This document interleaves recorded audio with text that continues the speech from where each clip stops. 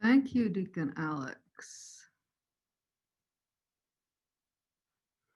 Okay, so as we're coming to the end of this first section of Armenian church history, history of the Armenian Christian experience, we're entering the 7th century, and the first half of the century is one of those periods that just when people think they know the rules of the game, they know the players, they know the ropes, they've built their relationships, and things have a framework.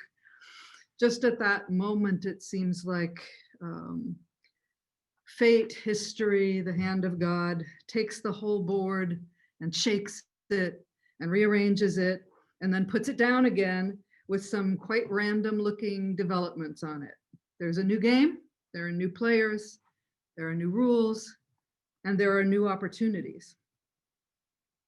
People who have been great in the time up until this point begin to lose out. This will be the era when the Mamigonians, for example, fade into the mists of history. People who have been secondary jump into the limelight. And we're going to see that the Bagradunis step forward eventually to rule, but to begin building their power base. There are some false starts. The Rushtunis, to whom we're going to come back, look like they're going to take over the Armenian political scene, but it really comes to nothing. While the Ardzruni families, who look like they are done for, suddenly turn around and flourish. And considering all that's going to happen in the century, it feels strange to realize that this century dawns without any fanfare at all. Everyone was going about their business as if the entire world were not teetering on the brink of enormous change. All of the inhabitants of our part of the world, whether they were Byzantines, Persians, Georgians, Armenians, were blissfully unaware that something had, in fact, recently happened far to their south that would have an impact on them. Namely, in that year, in 570, a baby was born in the Jazeera, in the Saudi Arabian peninsula, in a town called Mecca, in the year of the elephant, during an invasion. The boy was born into war. His father died when he was an infant. His mother died by the time he was 6.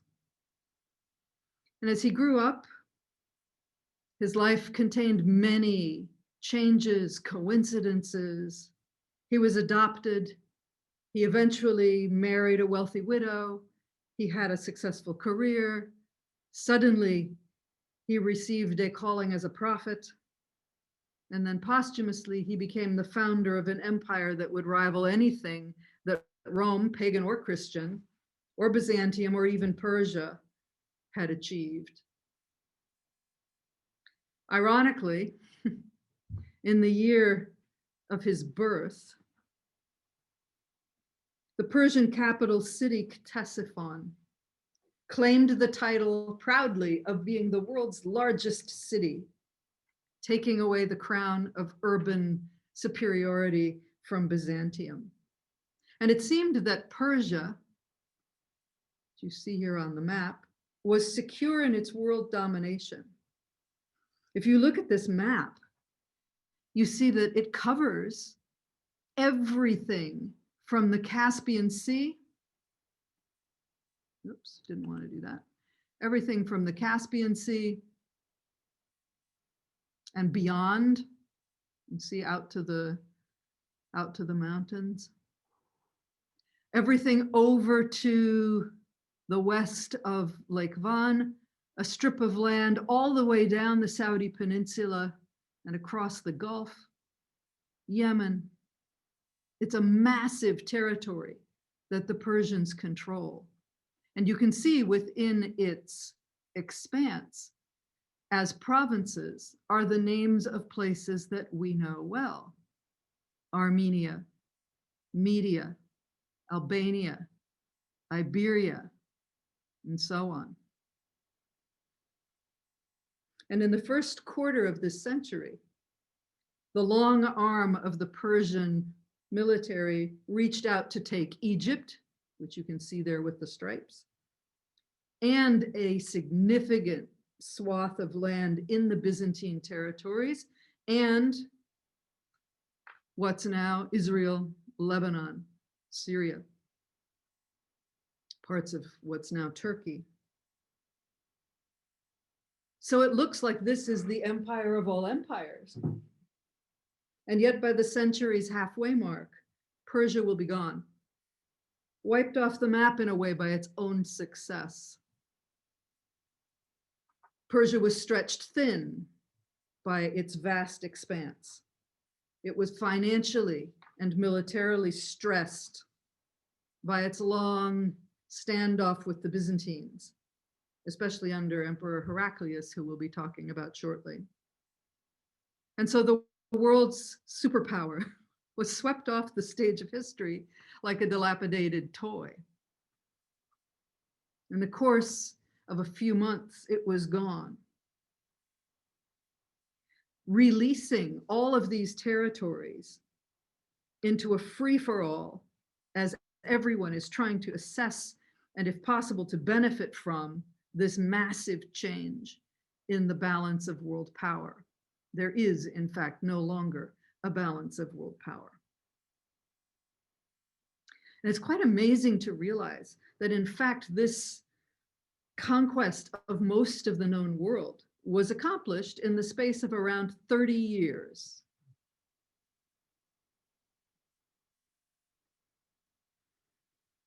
By the four close friends or relatives who succeeded the Prophet Muhammad at the head of the new religion and its military forces, who were on fire with the zeal of their faith.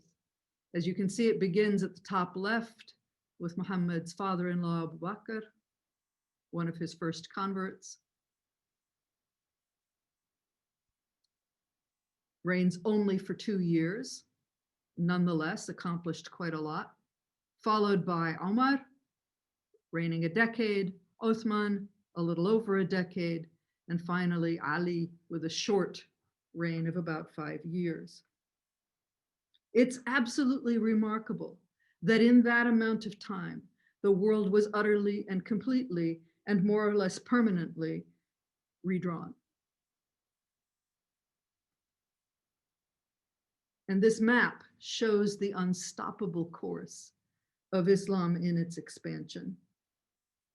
You can see in the very dark purple the area that Muhammad himself was responsible for unifying during his lifetime. And then that medium purple color is everything that took place under those 4 men. It's a massive achievement to reach from that little Arabian desert all the way to the Atlantic Ocean, up to the Caspian and Black Seas, and be ready to move on from there. And just to give you a preview of coming attractions, I want to show you the new reality that they would create for the Armenians and their nearest neighbors over the first 100 years of Islam's domination in the region.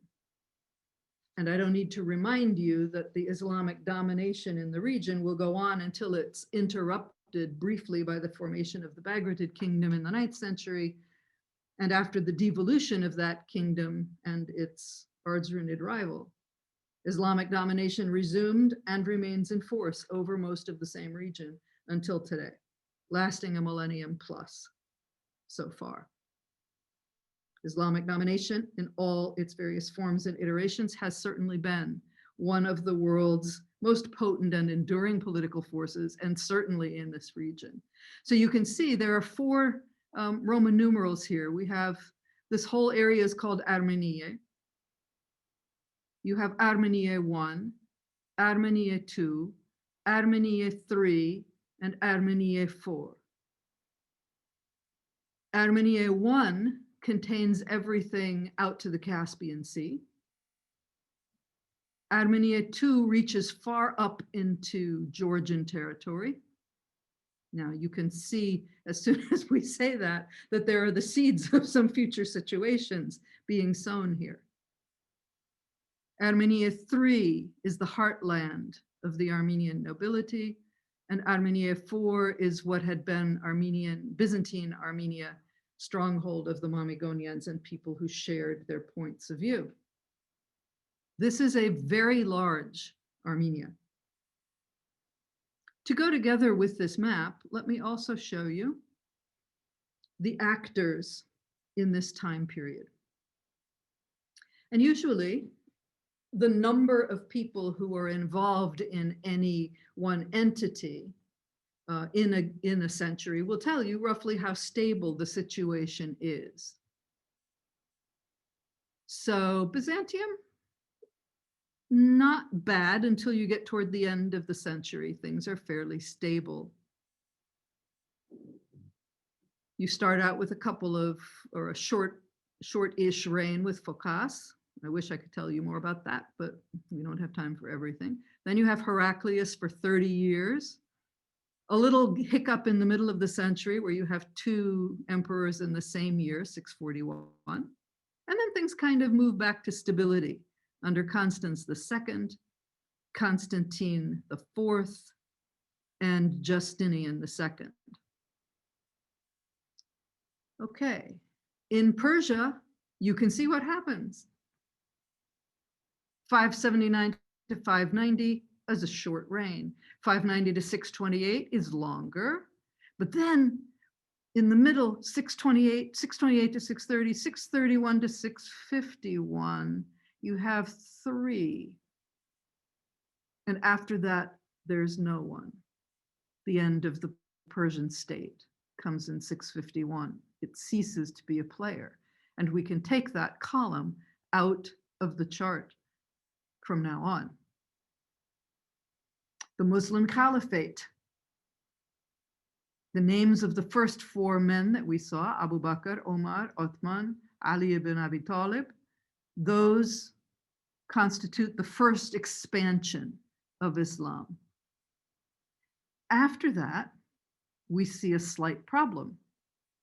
There's a Khalif Hassan at the beginning of 661. By the end of that same year, you have a takeover by someone who looks to be much stronger because he rules much longer.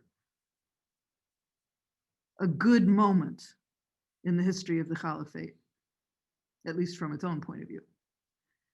Then 680 to 683, 683 to 684, 684 to 6, this is not good. There's serious instability going on inside this newly formed empire, not that long after its formation. And we have a change of dynasty. This will all have an effect on Armenia, but we will not get that far this evening. Fortunately for Armenia, which is without a government at this time, the Catholicosate is relatively stable. The only place where it is unstable is with Christopher II to the reign of Yezer. Christopher is there barely 2 years, and we'll talk about that this evening. So, if we're looking at it strictly from the number of people who were involved in the century, the Armenian Catholicosate is the single most stable power in the century. And so the opinions and the personalities of the incumbents of the See of St. Gregory become very, very crucial in this time period. Doubly so when there is no Armenian secular government per se. And in fact, there has not been an Armenian secular government since the time when the Nakharars petitioned St. Sahak, who was Catholicos at the time, to aid and abet them in their plan to remove the last Arshaguni king and to cede their land definitively to the overlordship of Persia, something which he refused to condone, but of course it happened anyway. So here we are. No government.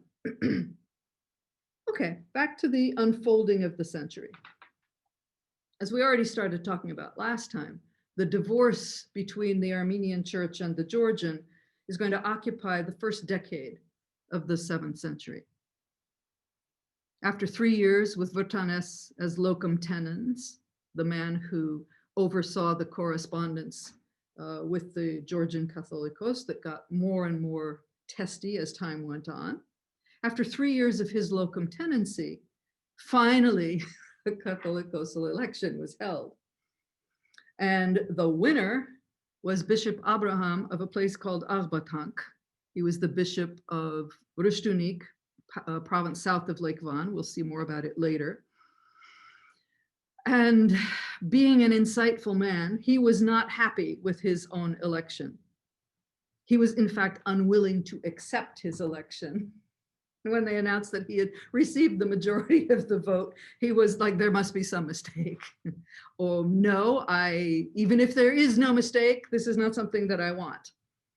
And so there was some back and forth thing about this, because obviously the church needs a Catholicos. Clearly he is the person that most people want. And so finally they said, all right, Your Holiness, let's let God settle it. And so they brought out a gospel, opened it at random. He put his finger on a verse at random. And wouldn't you know it? The choice fell on the verse that said, where Jesus says, I came down from heaven not to do my own will, but the will of him who sent me. And at that point, Abraham kind of had to throw up his hands and go, well, okay, obviously my will is not going to prevail. I'm here to do the will of God. All right, so be it. This was the first election of an Armenian Catholicos, to use the term a little anachronistically, where the Georgian patriarch had not been present. And in June 608, Abraham finally officially recognized the inevitability of the full split between the two churches. He issued a formal edict of separation. And the newly independent Georgian patriarch Kyrion enjoyed his church's independent status for 2 years before he died in 610. And one can only imagine that life must have grown much more awkward for people who were living in the not very well-defined territory of northern Armenia / southern Georgia, places like Javach, which is shown here in the picture, or if you're a Georgian, Javakheti, as the rift between Chalcedonian and non-Chalcedonian people grew deeper and more politicized.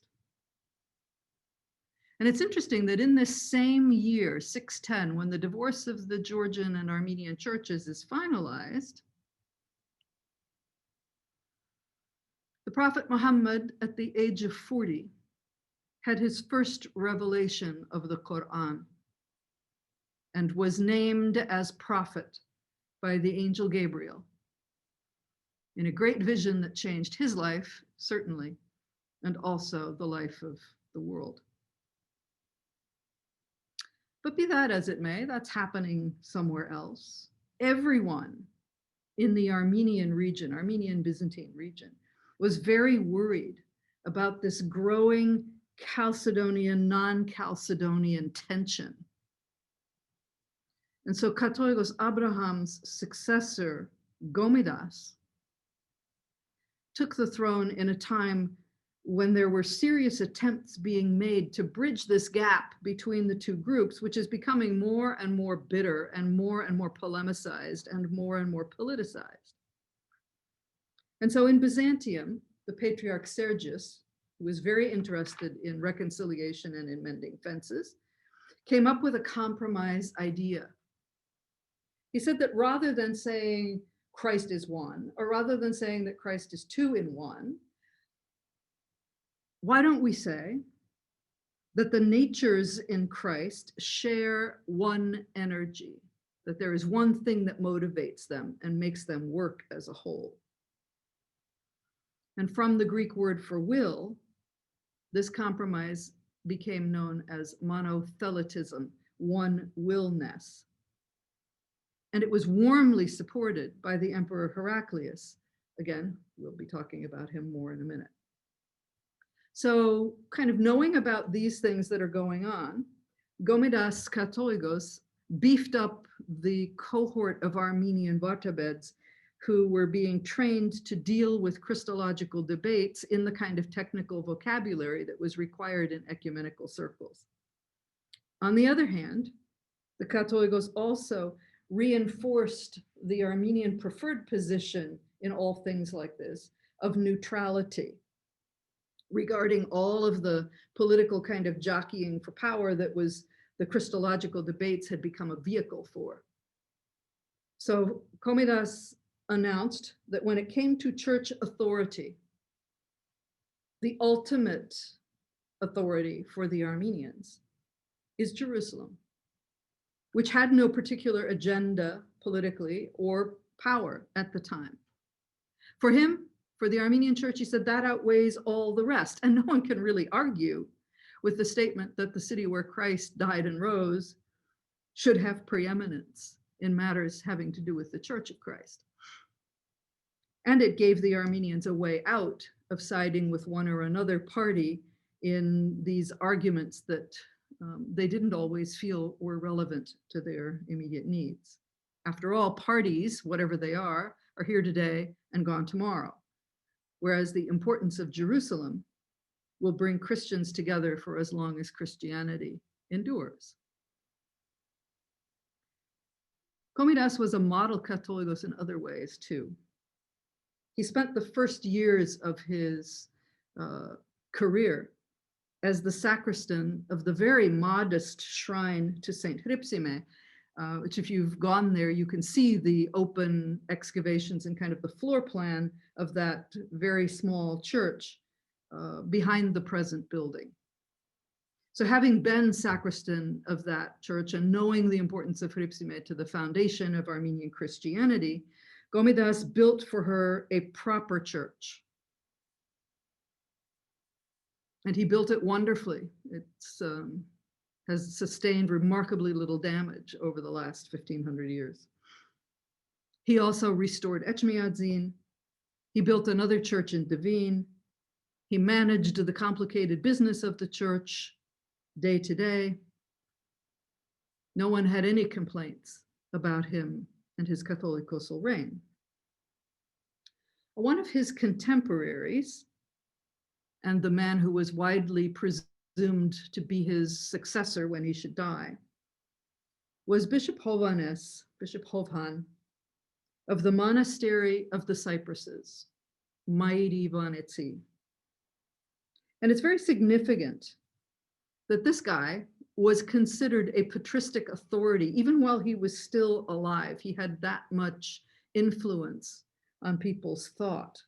And his stature amongst his contemporaries must have been very enormous. He was well known as an insightful thinker, and he had every expectation, with the trust that the Catholicos placed in him, that he would indeed be the next Catholicos.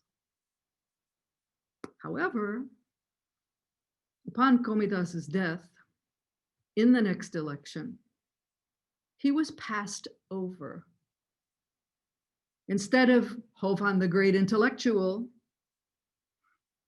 they opted for a man named Christopor, who was a monastic, a hermit, of blameless reputation. It was like, we have gone from having Catholicos Gomidas, who has been excellent in every way. Now we would like to upgrade that in terms of the spirituality of the next Catholicos. We're not as concerned about his intellect. We're concerned about his devotion, to prayer and so on. And that was all fine, except that once he got into office, Christopor turned out to have a really vicious disposition and a fondness for setting people against one another and creating little factions and cliques. And very unusually in the history of the Catholicosate, he was asked to resign after 2 years in office, and he did so. So, having had this bad experience of someone who looked wonderfully holy and who turned out to be extremely difficult to live with, the people who come together for the next election want to find someone who is meek, mild, conciliatory, has a good reputation. Once again, intellect is not high on the list of desirable qualities. And so Ervine was passed over again in favor of a man named Yezer, who did have exactly that kind of a conciliatory, mild disposition. And Yezer was no intellectual. It may be actually that the people who voted for him were counting on Ervine to be his intellectual right-hand man. But it did not work out that way. Having been passed over twice for a job that he felt he was fully qualified for, and in fact he was, Ervine was not a happy camper, as they say. A part of the new Catholicos Yezer's mildness included a very warmly felt ecumenical spirit. Like everyone else, he wanted reconciliation between the churches rather than a deepening split. And at the very beginning of his reign, things started really auspiciously because of an event, again, that didn't happen in Armenia, but it was significant to Armenians. In 614, as part of their westward movement, we saw it on the map with stripes, the Persians had conquered Jerusalem. You can see in the picture a fanciful description or a fanciful depiction of this. And as part of their conquest, they had taken the huge piece of the cross that was kept in the Holy Sepulchre compound. They had taken it into captivity, literally. It was carried to Persia. There's a description of how they loaded it with chains and put it in a very secure place, lest the Christians should be able to reclaim this source of their glory and power. Well, eventually, they did reclaim it. In 628, the Emperor Heraclius began hostilities against Persia, and in 630, having recovered that extremely important relic of the cross, he carried it in triumphal procession across Armenia and back down to Jerusalem to its proper place. So one of the first things that Yezer had to do as Catholicos was to have the privilege of welcoming the cross to Armenia when Heraclius brought it back on its way to Jerusalem. And the great cathedral church at Maren, near Ani, memorialized this great event, this return of the cross, with a carving above its door, where you can see the emperor has dismounted with the cross, is being greeted. And Christina Moranci, for those of you who know her, I hope everyone does, has a wonderful study of this cathedral. So this is all wonderful. The Christian world is euphoric. Heraclius is the hero of the day for having liberated the cross and returned it to its proper place. 2 years later, totally unbeknownst to Armenians and Byzantines, who were absorbed in their internal issues, Christology, the return of the cross, the Prophet Muhammad died. And it was his death that galvanized the Islamic conquest that was soon to be unleashed on the as yet unsuspecting world. In 633, as the Islamic armies were forming up, the Emperor Heraclius tried to enlist Yezer's support for the monothelite compromise, for that compromise between Chalcedon and Monophysitism that said Christ, whatever Christ's combination of natures is, they are motivated by a single energy. And so Yezer was invited into the imperial presence to have a discussion about this. Actually, it was going to be more of a debate than a discussion.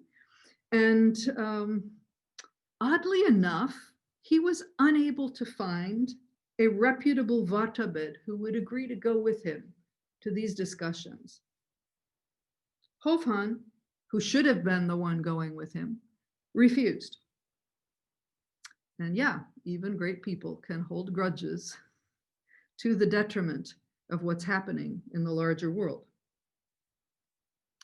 Okay, So Yezer, not being a vengeful type person himself, appointed Hovhan locum tenens to stay and take care of things while he was away.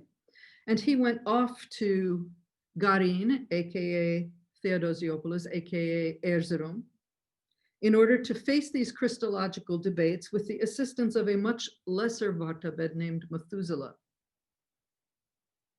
The debates went very well. They found a lot of common ground. And at the end of the debates, Yezer, on behalf of the Armenian Church, signed a document that established unity of faith between the Armenians and the Byzantines. And it was a good, balanced statement. It condemned Nestorius and all the heretics. It made no mention of Chalcedon. The word was not even in the document. Instead, it used the term one will or one energy in order to describe Christ. So they have sidestepped a huge problem. And the agreement was celebrated with a liturgy of unity. At this liturgy, the Emperor Heraclius took communion, and so did Yezer. They went up together in a great sign of fraternity. And Yezer brings this letter of unity back, presents it to his episcopal synod. Everyone loved it. They signed off on it unanimously, except the one dissenting voice was Hovhan of Mairivank. And we've already mentioned that he was a very well respected authority as a Vartabed. And he also had a very high position as having been the locum tenens. And when he stood up to speak, he said, I flatly refuse to honor a man, meaning Yezer, who's sitting right there, who has torn down the boundaries of our fathers' Orthodox canons. Now, this sounds much more severe in Armenian than it does in English, so I'll read it to you.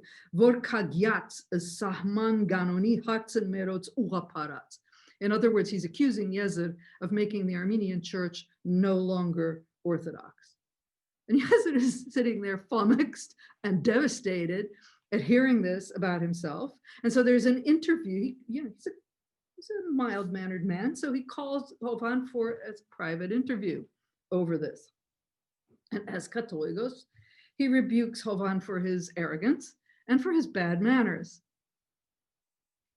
And Hovhan's response is again better in Armenian than it is in English, because it includes a pun that Hovhan makes on the Katolikos' name. Hovhan says to the Katolikos, Hiravi gochetsav anuna Yezer, vasanzi Hezer daryal hanetzir as Hayastan Yaitzis. Your name was rightly called Yezer because Yezer means the brink, it means the edge, it means the extreme, because you have taken us Armenians to the brink. Now, even mild-mannered people have their limits. And so for Yezer, this was a bridge too far. In a very uncharacteristic rage, he allowed the people who were present at this interview to beat Hovhan with their fists. Now, there is a very unfortunate resemblance, which did not escape Hovhan as a Vartabed, to having a person surrounded by a ring of people who are beating and spitting at him. There was a very unfortunate resemblance, in other words, to the trial of Christ and to the stoning of Stephen. And so as we're told the story of how this brawl unfolds, they're hitting him and he is responding with the appropriate verses from the description of Christ's trial and from the description of the stoning of Stephen. And of course, that just makes everybody, even more angry with him. And the upshot of this was that he was dismissed from his posts with a broken jaw and missing teeth, and was sent off to go back to his original monastery at Mairivank. And Yezer's supporters nicknamed it, instead of Mairivank, Mairigom, so the cow barn with cypresses, rather than the monastery with cypresses. And Hovhan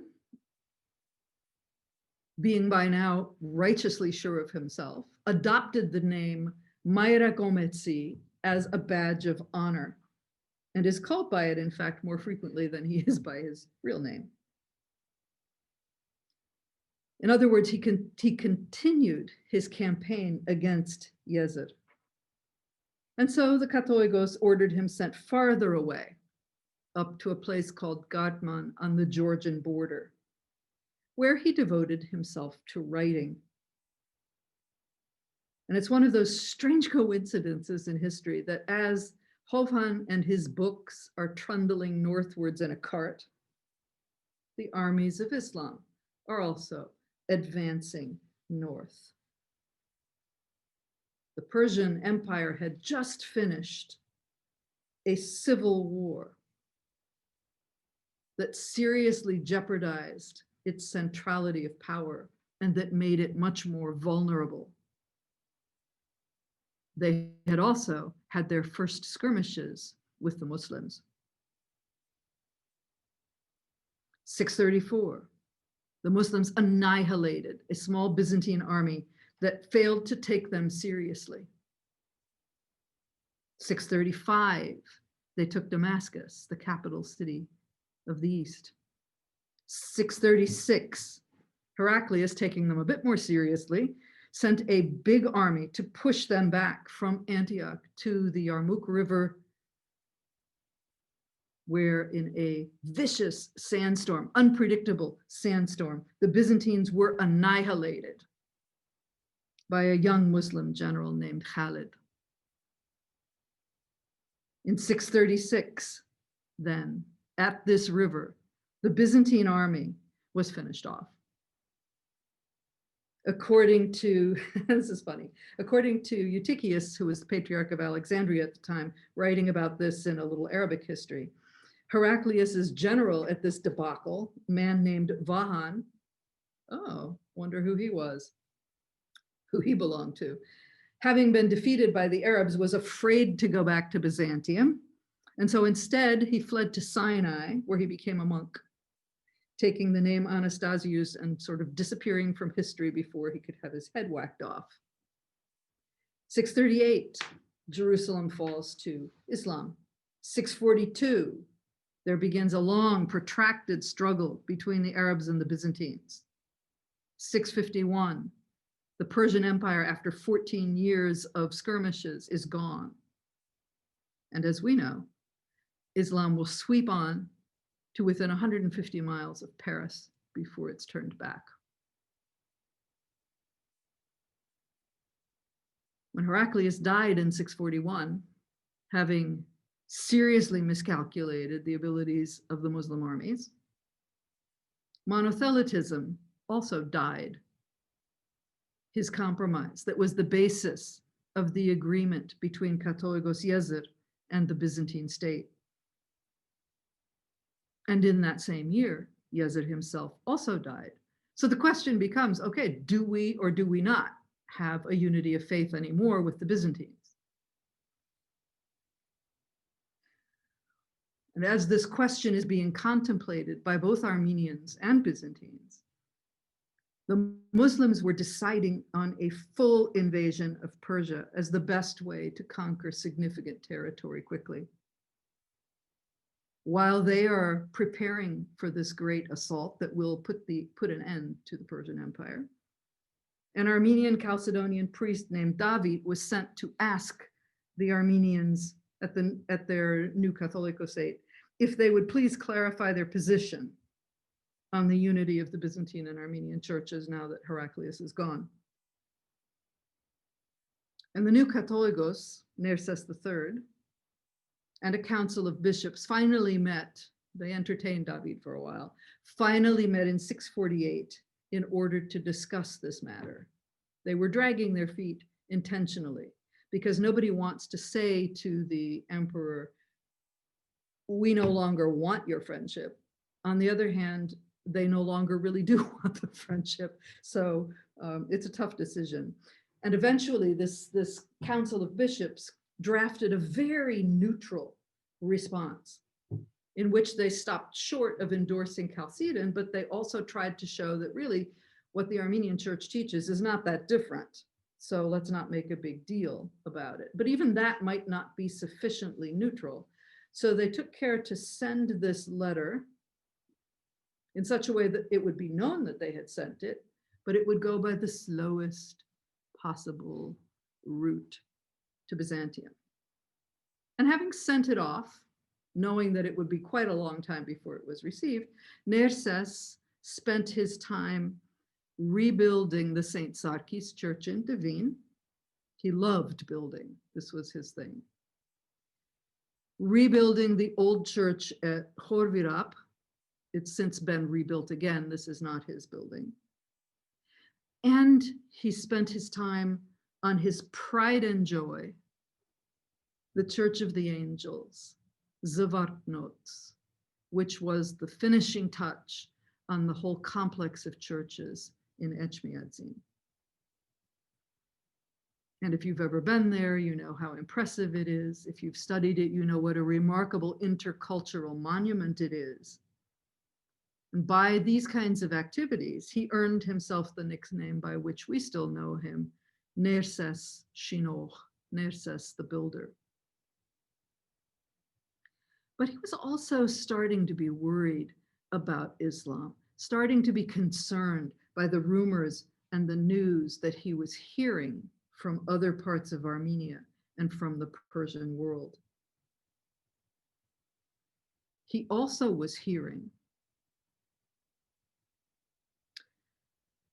that the princes in southern Armenia, who were in the path of the advancing armies, were inclined to make treaties with the Muslims, these non-Christians who had just overthrown Persia. And he knew, they knew, it was inevitable that Islam was going to reach Armenia.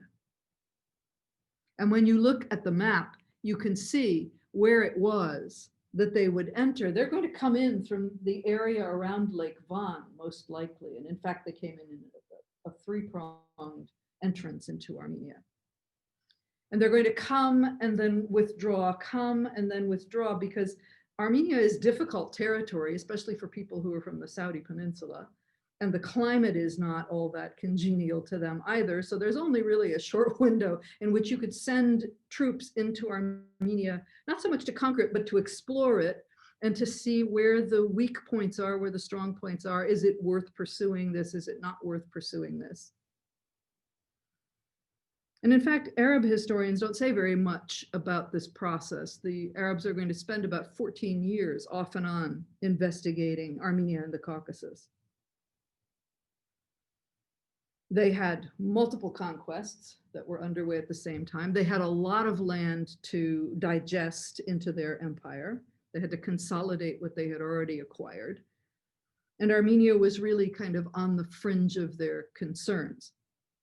So the Arab historians give us the impression that taking over Armenia was pretty quiet business overall, and it went smoothly.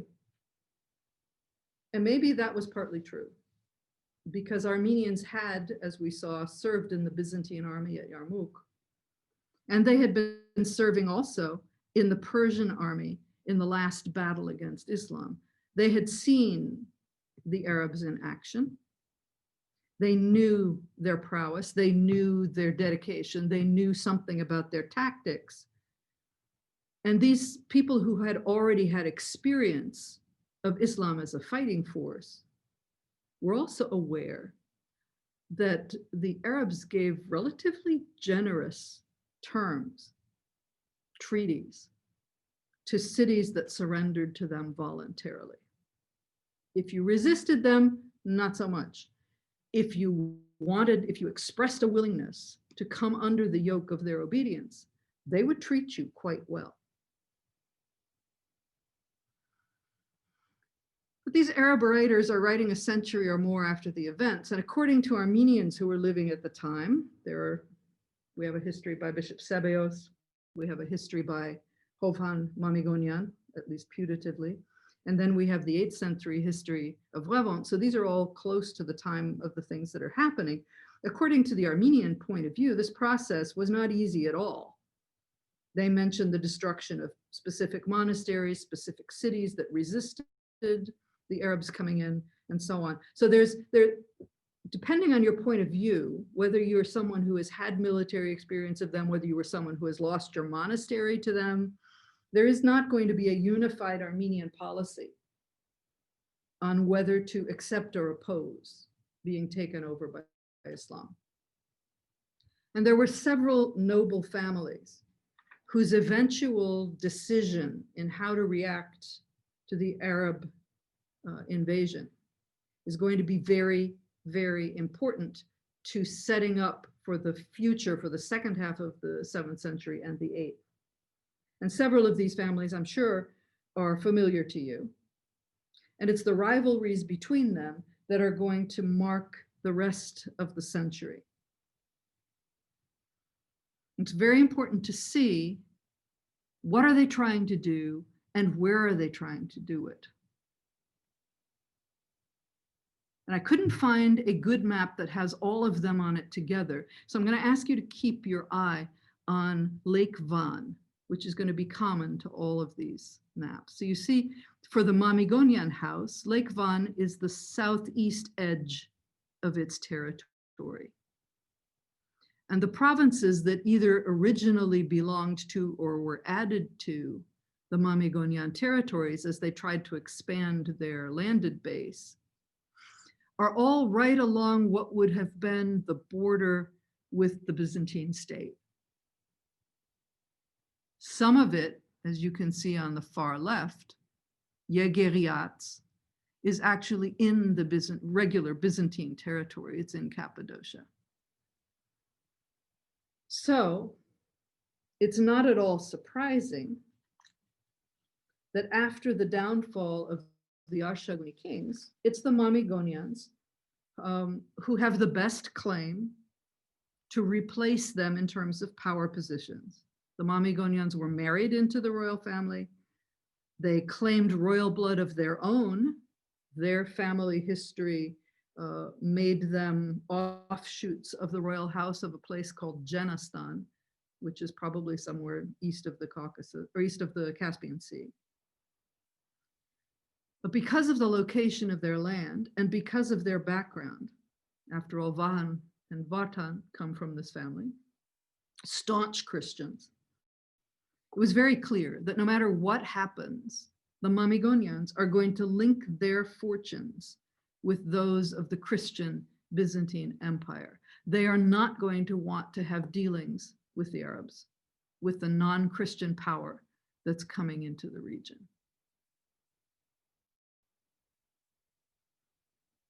Quite different from them is the family of the Rushtuni clan.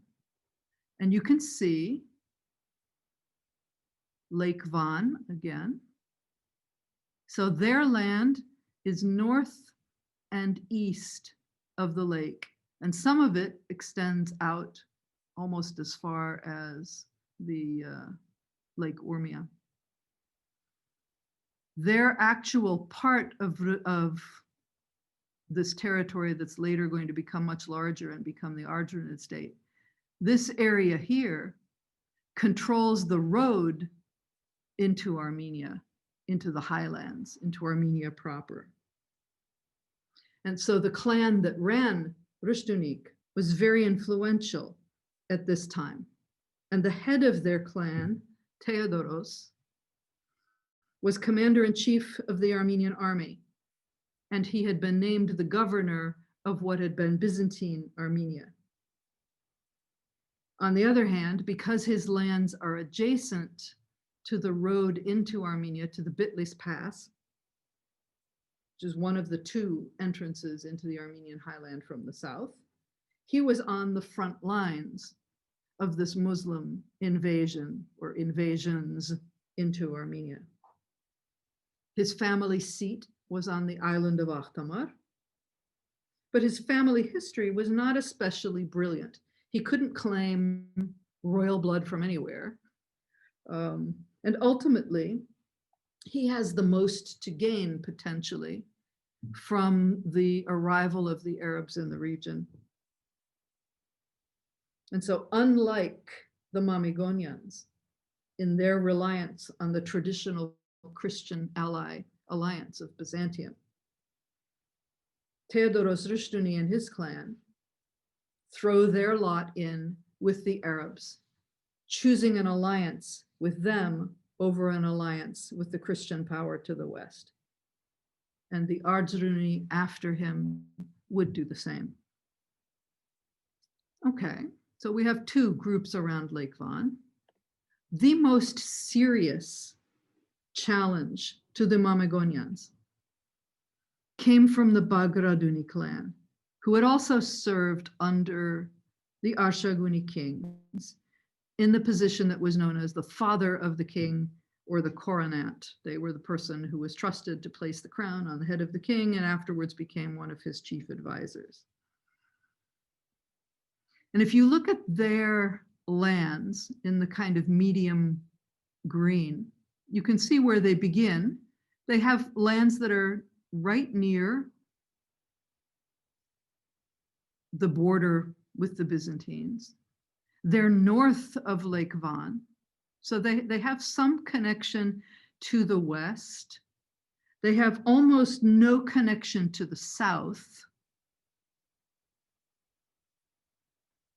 So what are they going to do? Obviously, they're going to ultimately expand to include everything that's on this map in any color at all. But they're a different kind of clan. Their traditional homelands, their original lands, had most often been under Persian control since the division of Armenia in the 4th century. So they're not that closely aligned to the Byzantines. They claimed to be of Jewish descent themselves. Specifically, they claimed to be from the family of King David, thus from the family of Christ. They had an interesting advantage. The Mamigonians produced very few children. The Bagratuni more than made up for the deficit. They produced many children, and thus they had a vast network of alliances by marriage. Politically speaking, they were pragmatic. They didn't really have strong feelings like, we are a Christian power, so we should be allied with the Christians. They didn't have the feeling that the Rushdunis had to the south, we are vulnerable to the Arabs, therefore we should ally with the Arabs. Instead, they're going to try to find a way to coexist with Islam and with the Byzantines. And it's this kind of flexibility of policy that they adopt that will bring them ultimately to power and will also ultimately undo them. But in this time period, none of that is obvious. So the question is, which of these ways of looking at the new map is going to be the most profitable? Is it going to be the Mamigonians with their dependence and their alliance and their true, sincere friendship with the Byzantines? Is it going to be the Rushdunis with the southern Armenian preference for realpolitik and making alliances with the Muslims since they are there? Or is it going to be the more nuanced kind of balancing game that the Bagratids want to play? Which of these clans, in other words, is going to benefit the most from this new game board? Well, it was touch and go for a while. It wasn't really clear who was going to come out on top, what things were going to look like. In 652, there was an agreement officially signed between the general, as he was then, later he would be Khalif, Muawiyah, and Prince Theodoros. And there were great terms on this treaty. The Arabs agreed they would not install any military force. They wouldn't garrison Armenia. They wouldn't occupy Armenia militarily. They would assist the Armenians in case they were attacked. And in return, the Armenians agreed to pay a tax to the caliphate and to send military help to the Arabs in any campaign that they were asked to contribute to that was taking place outside Armenia. They were not to be called upon to assist the Arabs in anything that might happen in Armenian territory. Plus, they got a guarantee of religious toleration, the safety and security of all Armenian lands and possessions, places of worship, and the integrity of city walls. In other words, no damage will be done to the cities, no damage will be done to the places of worship. Well, that's really good terms. And this agreement gave Armenia more independence than it had had since the Ashaguni dynasty fell. Unlike Persia and unlike Byzantium, the caliphate didn't care that they were not Muslim at this time. They did not consider that to be loyal to their regime, you had to be part of their religious group. This is a huge benefit considering Armenians fought Avarayr over this question, and the Byzantines have been continually pressuring the Armenians over Chalcedon. If you want to be our true ally, then you have to follow exactly the same religious policy as we have. Armenian territory also expanded, as we saw when we looked at this map of the four Armenias. The Vostiganate of Armenia, as this was called, included Caucasian Albania and part of Georgia, and land all the way out to the Caspian Sea. In this configuration, the Katoigos is a very important political figure, as well as being head of the church. The Arabs were prepared, according to this treaty, to recognize the hereditary rights of the princes of the old Armenian provinces, even as they fell under the overlordship of Muslims. Those former land divisions, those kind of tribal or house estates that had meant so much to Armenians over their history, were going to be recognized, and Armenians would continue to hold the offices of military commander-in-chief and general administrator of the country under Islam without converting to Islam. So, all in all, what's not to like about this agreement? You have independence, you have expanded territory, you have all of your rights maintained, you have your religious rights recognized. Well, there was one little problem. In negotiating this agreement, the Katoigos was not consulted. Quite possibly because Theodoros and his political group realized that the Katoigos was unlikely to agree with it. And that was true. Katoigos Nerses simply could not, I think, envision the possibility that the mighty Byzantine Christian Empire would be unable to crush this army of non-Christian upstart newcomers. Their meteoric rise to empire was too much for his worldview to digest. And he and the Mamigonians and people like them felt that the Byzantines have always been there. They are rock solid. The Islamic tide came in quickly, but it's going to recede just as quickly.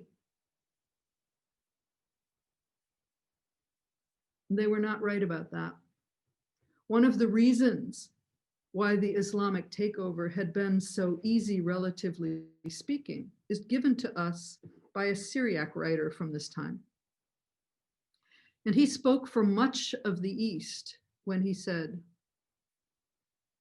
the Arabs conquered us by divine providence. They freed us from the hands of the Greeks. So for people who were not interested in Chalcedonian Christianity and who were feeling more and more pressure to adopt it as kind of the entry-level requirement for their alliances with Byzantium, people who were being more and more heavily taxed as the Byzantine military fell short of money because of its protracted wars. The coming of the Arabs, who asked for a simple head tax and who left religious liberties untouched, was like something of a divine blessing.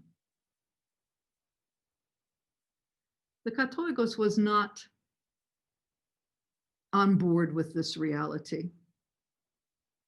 And so he created an anti-Arab alliance composed of the Mamikonians, obviously his own household, and some of the Bagratuni. They approached the Byzantine government to ask for military support in maintaining Christianity in the face of the onslaught of Islam. The Byzantine government provided them with 10,000 troops. And so the Catholicos led an army of combined Byzantine and Armenian forces into the interior of Armenia in order to get rid of the Muslims.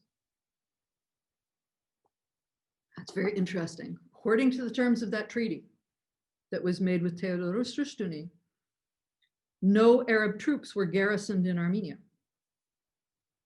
This meant that the Byzantine Mamikonian army entered very easily into the territory, retook it, and that was that from their point of view.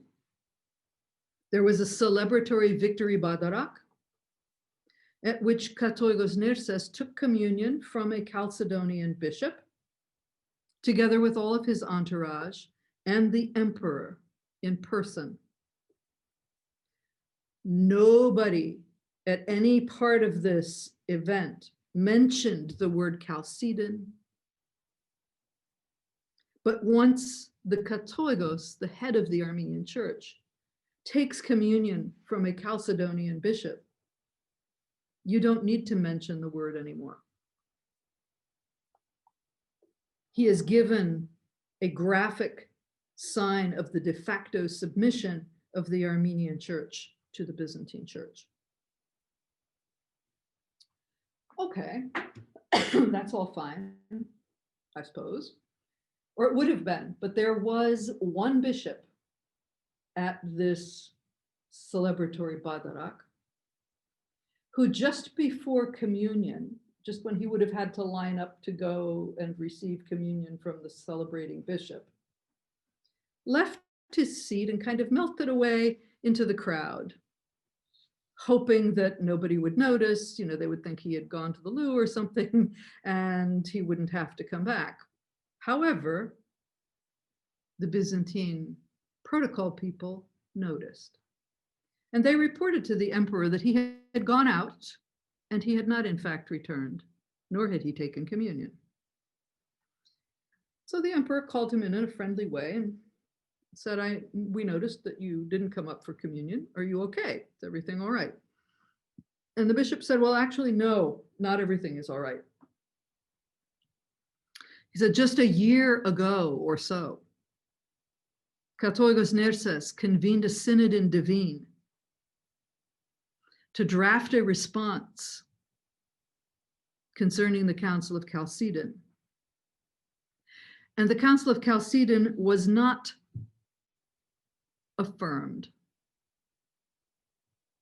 In fact, the letter of response was sufficiently neutral that I consider the Council of Chalcedon to have been effectively condemned.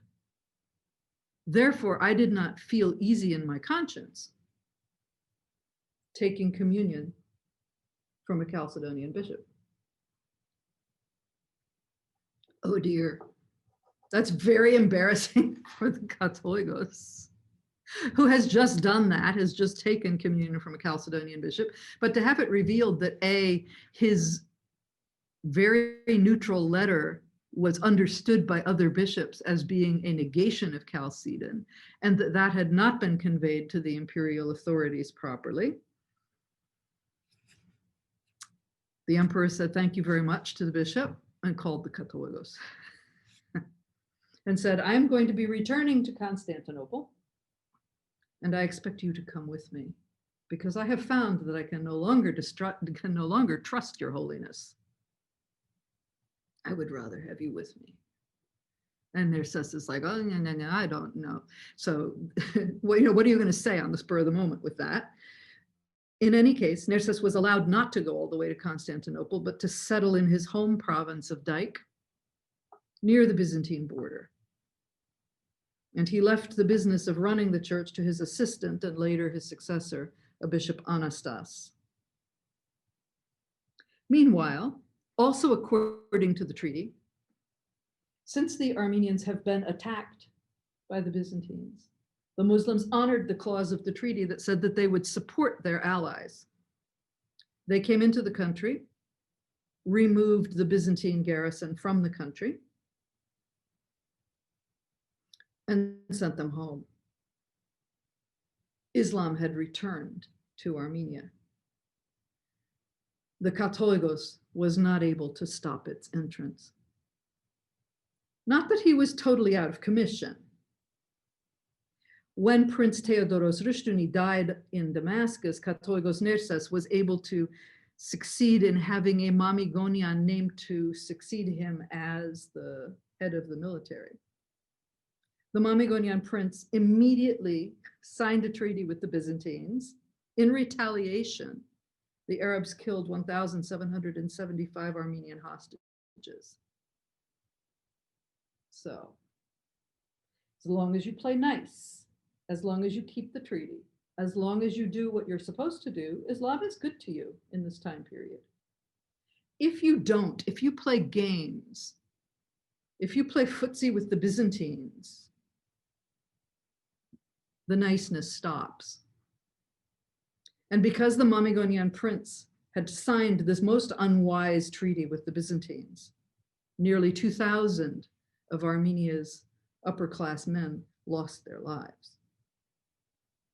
And the treaty for which the Armenians had paid such a high price turned out to be worth not very much. The next time the Armenians called the Byzantines for help, there was really no response.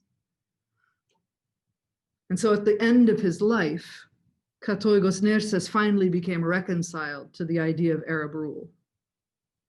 One could wish that he had had this change of heart, this insight earlier. So overall, the caliphate is going to do Armenia certain very important favors. As I mentioned, first, under the Arabs, Armenians are going to be united, and Armenia will be larger than it has been in 300 years. That's significant. Second, they demanded their annual tax in the form of money. They didn't want white horses, which Armenians were famous for giving in tribute. They didn't want other precious commodities. They didn't want anything in kind. They wanted cash. And so they forced the Armenians, in a way, to become a merchant people. They forced them to produce a surplus, which could be sold to obtain the required cash. They pushed the Armenians into the business world. A money economy is a very different animal than a goods economy. And so power in the Armenian territories shifted away from the landed aristocracy, from the clans that depended for their status on the extent of their physical estates. And it began to move into the hands instead of the trading cities, Ani, Kars, Bitlis, Khalat, Ganzak, Shamkhor. And there was a preference, both on the part of the Arabs and now also on the part of the Armenians, for settling in cities and revitalizing them. So little cities like Ervine, Nakhjevan, Garin, Erzurum, burgeoned in this time period, grew, became cultural centers, became hubs of trade. This is a complete change in the power structure of the country internally. It doesn't happen overnight, but it gradually makes itself felt over the course of the coming decades. And so there was something of a honeymoon between Armenia's princes and their new overlords. As the church licked the wounds that had been left in its flanks by Nerses's policies and had to come to terms with the fact that there were significant pockets of Armenian Chalcedonian Christians, primarily in the western parts of the New Vostiganate. And almost without knowing what they were doing, The church and the nobility began the serious work of forging a new Armenian identity based on urban life and based on being different from whether it was Arabs, Byzantines, or anyone else. They begin to find their way towards something that for us is much more recognizable as an Armenian identity. It's in these next years that the main symbolic structures of Armenian Christian identity will actually form up in a way that we can recognize. And so it's with the first outlines of that identity that we will begin next semester, should there be interest in continuing this series of lectures. Thank you.